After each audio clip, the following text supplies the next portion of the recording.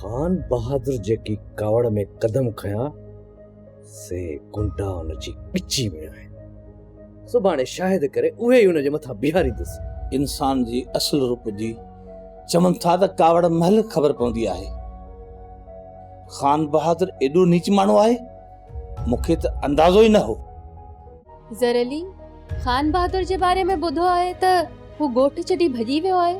हू ॿाहिरि रही तुंहिंजे मथां सियासी प्रेशर विझराइण जी कोशिश कंदो, पर तूं शेरोज़ खान मां जल्दी हथ न कढजां। शेरोज खान रबो जी शाहिदी में मूं वटि सुक आहे, बाक़ी सियासी हवाले सां फेरोज खान खां मुंहिंजा तालुकात वधीक आहिनि, छो जो रोलिंग पार्टी में मुंहिंजा बि दोस्त आहिनि। रात सोढे ऐं साले वॾी हिम्मत कई, वक़्त ते हू न पहुचनि हा त शायदि असीं कमज़ोर पइजी वञूं हा। हुननि ॿिन्ही दुश्मननि खे पुठियां अची घेरियो त हवास ख़ता थी विया।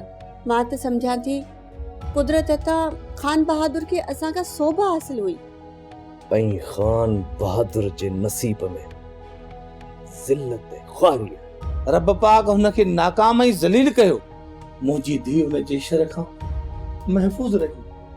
शुक्र अल्हम्दुलिल्लाह।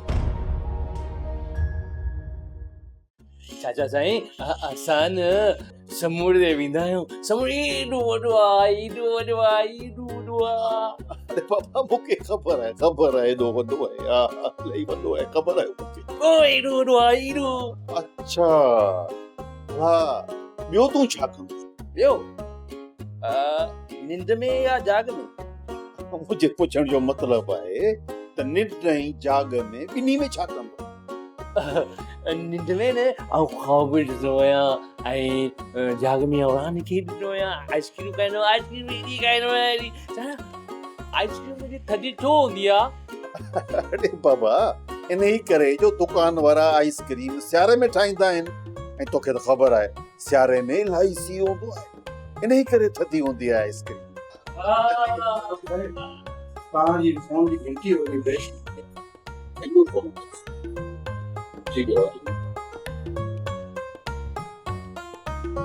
हाँ सूबेदार कर ख़बर। हाकिम साईं हिकु बुरी ख़बर आहे, एसपी साहब शहरोज खान खे फुल फ्राई या हाफ फ्राई कंदो आहे। इहो तूं छा पियो चईं सूबेदार? तो एसपी खे सम्झाइण जी कोशिश छो न कई? छो कोन तो उनखे सम्झायो? शहरोज मुंहिंजो अकेलो वारिस आहे। हाकिम साईं मुंहिंजी एतिरी औकात किथे आहे जो मां पंहिंजे बाला ऑफिसर सां बहसबाज़ी कयां।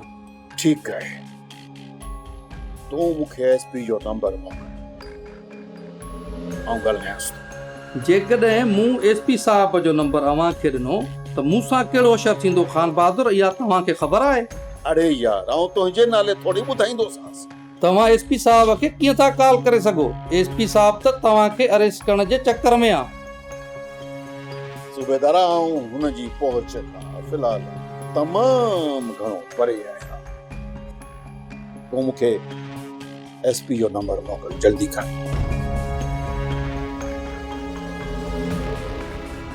ठीकु आहे।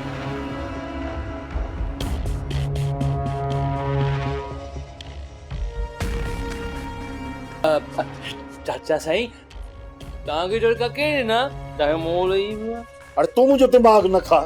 उथी वञ पंहिंजे कमरे में, हल उथी था।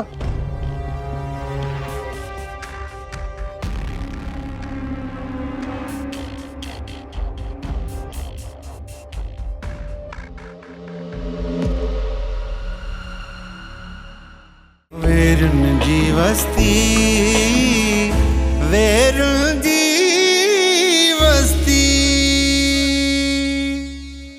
सब्सक्राइब कयो असांजो official YouTube channel Sindh TV HD drama ऐं वधीक अपडेट लाइ बेल आइकन खे क्लिक करियो।